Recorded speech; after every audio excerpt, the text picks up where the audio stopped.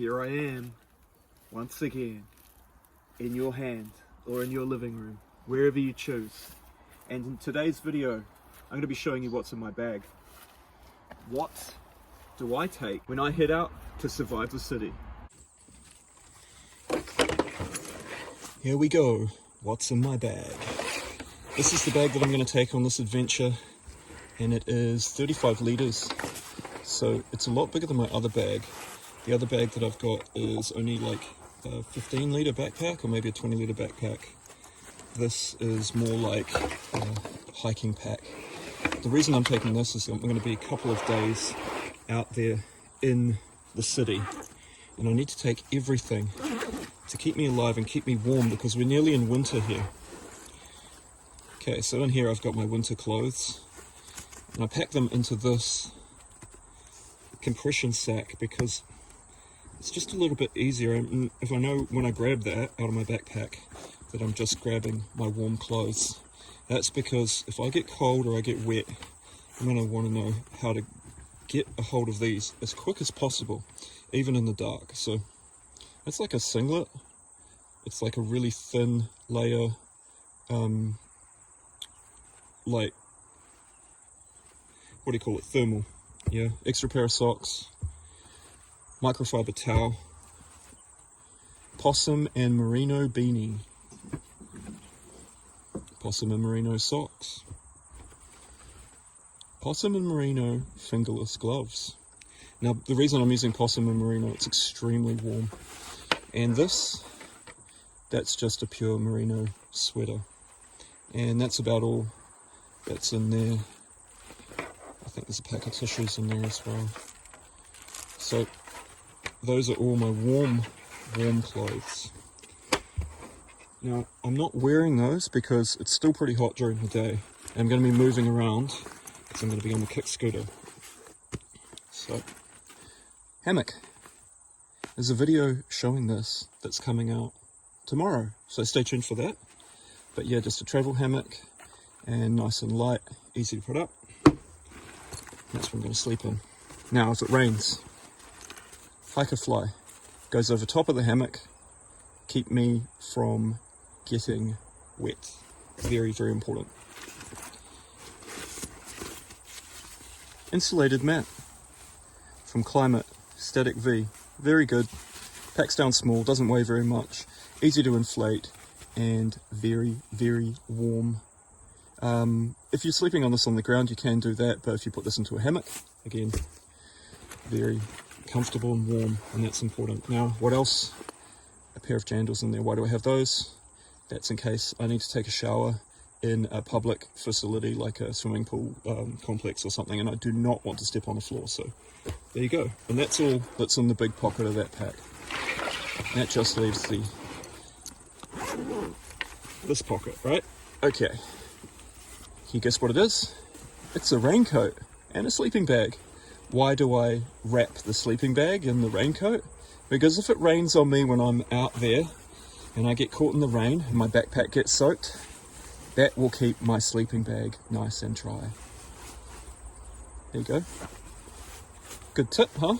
And this is just I think it's a 2-season sleeping bag, so it's not really cut out for winter, but again, it's nice and small and light, and that's why I'm taking that. Okay, so that's the big pocket of the pack, and there's not that much left in there to have a look at, just this little front pocket. Let's open that and have a look. Okay, first aid kit. Got a survival blanket in there, various other things, bandages, first aid tape, extra batteries for various things, and a few those little band-aids and some little medications for headaches and stuff like that. Don't expect anything to happen out there that I can't deal with, but it's always a good idea to take a first aid kit. Now, masking tape and a Vivid. I don't know what I might need those for, but you know, if I need to label anything or write on anything or tape anything, I like to keep those with me. Head torch. Because when I get to my destination it's going to be dark and I need to find a place to camp, I really, really need that. And of course in my first aid kit I've got extra batteries. A knife, that's so I can buy food from the supermarket and make sandwiches. A charger, Charge everything from the wall. Who knows where? Maybe in a library or a McDonald's or something. I can plug in, charge my power banks, charge my phone, make these videos. Notepad and pen? You might need to write something down. Well, that's it. Now, let's pack it all up. This should be extremely fast to pack, so jandals in first. I know that if you're from another country, you might call those something else. Flip-flops for the English. And I think the Aussies call them thons. Do Americans call them flip-flops too? Who knows? Comment below. Tell me, what do you call those in America?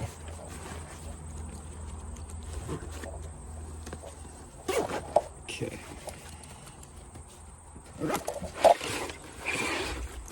Having everything in little bags like that makes it a lot easier to pack.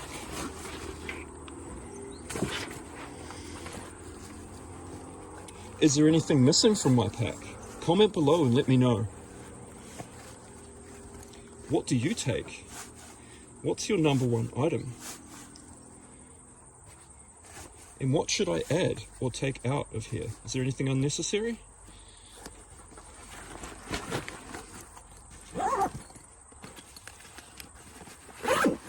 That's all packed and ready to go. Something's happening here, and I want you to be a part of it. That's right, I'm heading out with my backpack once again to survive the city. If you saw the last video, then you'll be excited to see this new installment. I'm heading to a different city with just my backpack and the clothes on my back, and I'm taking this scooter as my form of transport. Why am I taking the scooter, you might ask? Well, I've bought a super low priced bus ticket, and it does not include any bicycles on the bus. It doesn't include any sports gear at all, but I'm really hoping they'll let me take the scooter because it's not very big. And if I don't get to take it, then we'll just have to see what happens. I'm ready to explore a new place and survive the city. If you saw the last episode, then you'll know what to expect. If you didn't, then go along and watch it. And if you guys want to be part of the journey as it unfolds, then join the members area because I'll be live streaming in the Hobo Club. I'm ready to explore a new city.